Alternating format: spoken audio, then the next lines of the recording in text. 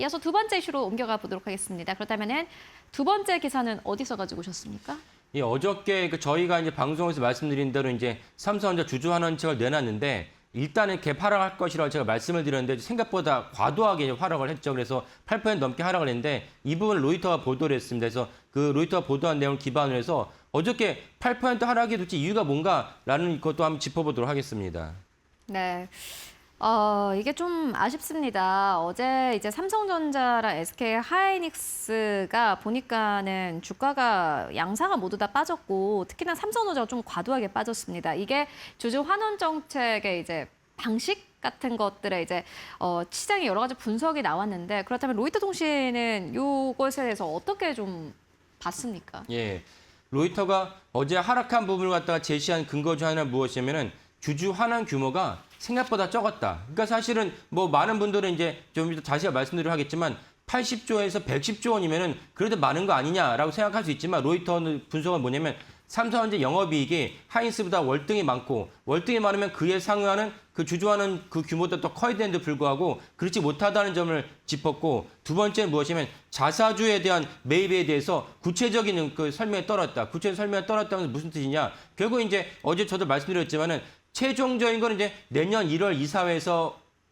정한다고 했기 때문에 공시에 나온 내용이죠. 그러니까 주주들 입장에서는 사실 주주들은 많은 기대를 하고 있었거든요. 그 SK하이닉스가 주주환원 정책을 지난주 19일 날 이제 발표를 하고 장 마감 이후에 발표를 하고 20일 날 무려 13%의 이제 급등을 보면서 삼성전자 주주들 입장에서는 그러면 삼성전자도 역시 SK하이닉스보다 더 이제 주주환원 정책에서 밀접하며 더 자세한 정책과 주주들이 원하는 주주 친화 정책인 그 주주환원 정책을 내놓을 것이라고 기대를 했는데 그게 미치지 못했다. 딱 부러지게 언제 얼마만큼 할 거였다는 것을 정해서 좋겠는데 대략적인 계획을 내놨을 뿐 사실 그 대략적인 계획가 좀 실망스러운 부분이 있었다라는 맥락에서 어제 8%의 하락을 갖다 로이터의 분석의 근거로 제시했습니다.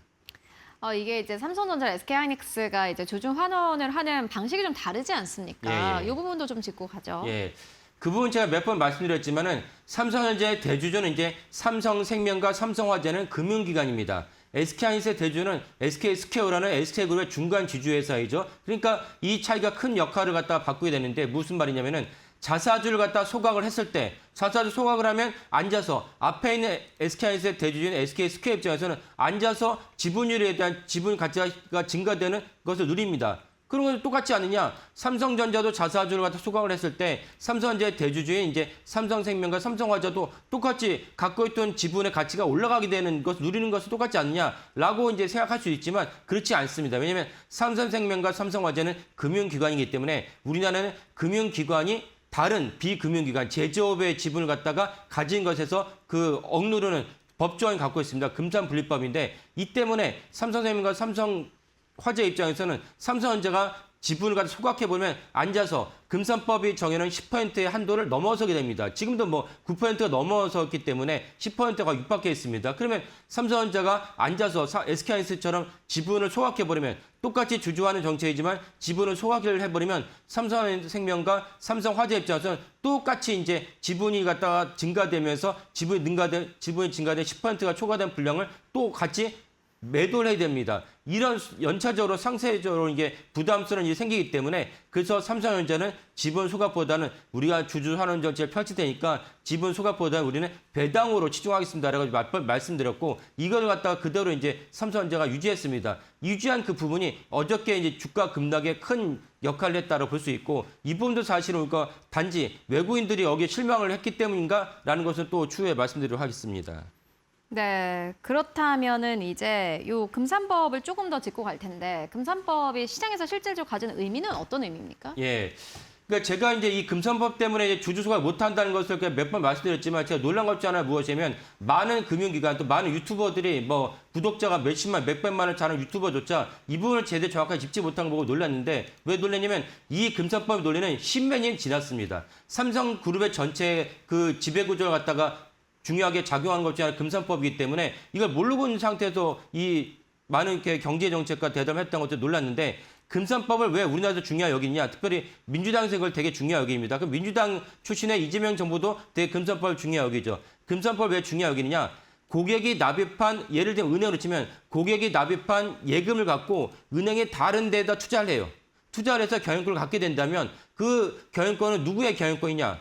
은행에 납입한 은행의 자체의 자본의 경영권이냐? 고객이 납입한 예금의 경영권, 고객의 경영권이라는 이슈가 생깁니다. 삼성생명을 치면 고객이 납입한 그 보험 자금을 갖고 삼성생명이 삼성전자도 갖다 지분을 갖고 있고 삼성전기도 지분을 갖고 있습니다. 이런 식으로 했을 때 과연 거의 타당한 얘기죠. 삼성생명의 자기 자본이 아닌 고객이 납입한 보험을 갖고 삼성전자의 경영권을 행사한 것이 맞느냐. 이런 관점에서 금산법이 존재하는 것입니다. 그래서 금산법은 사실은 이제 철폐하기 어려운 상황이기 때문에 아까 말씀드린 삼성전자 입장에서는 자본의 소각보다는 주식의 배당 쪽으로 치우칠 수밖에 없다라는 것도 인식하시면 좋겠습니다. 네, 그렇다면 어제 이제 주가 하락은 어떻게 보셨습니까? 예.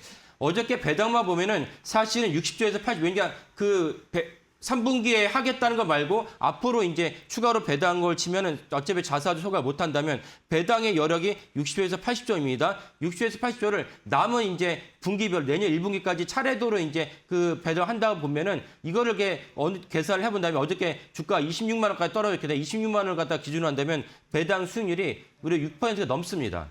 그러면 시총 1위 기업이 더군다나 반도체 메모리 기업으로 더 많은 성장을 갖다가 담보할 수 시총 1위 기업에 배당 수익 6% 넘는 것은 전무후무한 일입니다. 제가 생각에는 시총 1조 달러가 넘는 기업 중에서 배당 수익 6%를 보조한 데가 없습니다. 그러면 사실 어제 주가 하락은 과다하다고 이제 볼 수가 있는데 그럼에도 불구하고 외국인들이 엄청나게 어저께 뭐 삼성전자뿐만 아니라 코스피에 이제 그 선물 같은 거 3조가 넘는 이제 선물을 매도를 하면서 하이닉스가 동반 이제 추락을 시켰습니다. 외국인들이 왜 이렇게 실망을 했느냐? 삼성전자 자초한 측면도 있는데 무엇을 자초했느냐? 삼성전자가 지난 2분기 컨퍼런스 콜에서 특별 배당 언급을 했거든요. 그래서 이번에 특별 배당을 갖다가 기대를 했습니다. 특별 배당에서 너무나도 많은 이익이 생겼기 때문에 평상시에 이익 말고 평소에 배당 말고 특별하게 배당하겠습니다라는 게 특별 배당인데 만약에 주당 15,000원을 갖다가 이제 삼성전자가 이제 배당한다면 아까 말씀드렸다시피 최대주가 삼성생명 아닙니까? 그럼 최대주는 얼마의 그 배당을 받게 됐냐? 7조 5천억이나 엄청난 금액의 이제 배당을 기대할 수 있었는데 그 배당이 없어졌어요. 특별 배당 언급이 없었기 때문에. 그래서 어저께 삼성전자는 8% 떨어졌지만 지금 화면에 보시는 대로 삼성생명은 13% 떨어졌어요. 이 여파로 보여집니다. 그래서 어저께 외국인들이 막 화나서 특별 배당 기대한 특별 배당 없구나. 이런 맥락에서 어저께 이제 엄청난 선물과 현물 갖다 매도를 했다 여겨집니다. 이렇게 매도를 할 수 있는데 매도를 한 것을 시장에서 적절하게 반등 역시킬 수 있는 또 다른 큰 손이 없다. 이것이 우리나라의 가장 큰 문제입니다. 큰 손이 어디입니까? 국민연금이 적절하게 수용을 해야 되는데 국민연금이 지금 방치하고 있습니다. 이 문제를 금융당국이 빨리 인식을 해서 국민연금이 방치하고 현실을 갖다가 개선하지 않으면 이런 조금만의 하나의 실마리만 틈새만 생겨도 엄청난 주가를 후려치는 일이 계속 비일비재할 수 있겠다라고 말씀드리겠습니다. 네, 알겠습니다. 두 번째 이슈로는 삼성전자, SK하이닉스의 엇갈린 주주 환원 정책에 따른 또 주가의 희비 함께 짚고 왔는데요. 앞으로 또 연말까지 사실 시장의 흐름을 계속해서 살펴봐야 되겠다라는 생각이 듭니다. 지금까지 타키온의 조우진 대표와 함께 이야기 나눠봤습니다. 말씀 고맙습니다. 예, 감사합니다.